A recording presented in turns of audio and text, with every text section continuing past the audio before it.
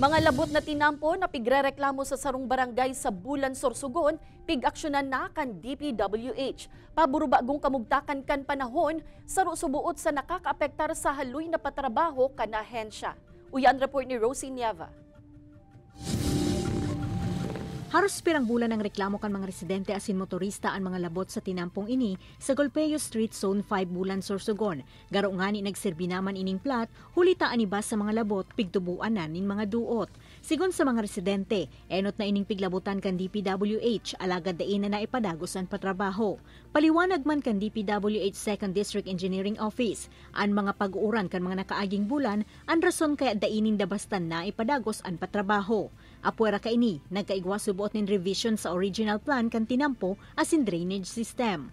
Nakikiusap lang po sana kami na bigyan nyo kami ng chance na makapag-implement ng project para po makita nyo and ma-appreciate nyo po yung kagandahan ng effect in the long run. Naiintindihan man subuot kan barangay ang DPWH, alagad hagad kan mga ini na maipadagos na ang patrabaho sa mas amay na panahon, nganing mainaan naman ang darang abala sa mga nag-aagis sa lugar. The barangay is in constant communication or constant follow-up with the implementing agency na kung pwede, i-fast track nila ang trabaho para maiwasan tabi ang mga further inconvenience sa among mga residente.